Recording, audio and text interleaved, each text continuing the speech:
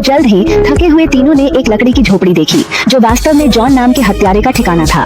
वहाँ उन्हें साथी जिमी की लाश मिली। इस घटना से तीनों निराश हो गए। तभी टॉम ने यह तय किया कि तुरंत वहाँ से निकलना चाहिए।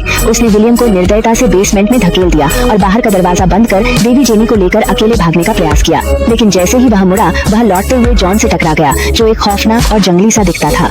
आते ही उसने टॉम पर 3 वार किए। पूरी तरह स्पष्ट था कि वह जॉन से मुकाबला नहीं कर पाया। उसे तुरंत जमकर पीटा गया। तब संकट की घड़ी में जेनी ने आगे बढ़ने की कोशिश की, लेकिन आश्चर्यजनक रूप से डरा हुआ टॉम उसे छोड़कर जंगल की तरफ दौड़ पड़ा। जेनी और विलियम को पकड़ लिया गया और लटका दिया गया। दोनों रस्सी से छूटने की कोशिश कर रहे थे। इसी दौरान ऊपर से भारी कदमों की आवाज आई। दरअसल जॉन जिमी की लाश की देखरेख कर रहा था।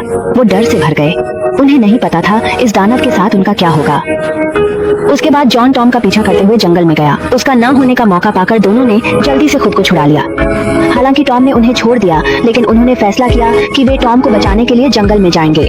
टॉम उधर जंगल में पागलों की तरह भाग रहा था, जबकि जॉन पीछा करने के लिए तैयार था, अपनी शिकार की प्रतीक्षा कर रहा था। अचानक टॉम की चीख सुनाई दी। बेचारे टॉम को तीर लग गया।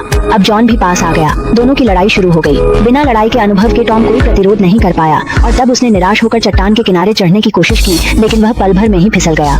सौभाग्य से उसने लोहे की सीढ़ी पकड़ ली। संकट की घड़ी में साथी विलियम और जेनी वहां पहुंच गए। विलियम ने टॉम को जोर से पकड़ा, लेकिन इस दौरान विलियम को याद आया कि कैसे टॉम ने उन्हें छोड़ा था। गुस्से से उसने आखिरकार हाथ छोड़ दिया और टॉम चट्टान से गिर गया।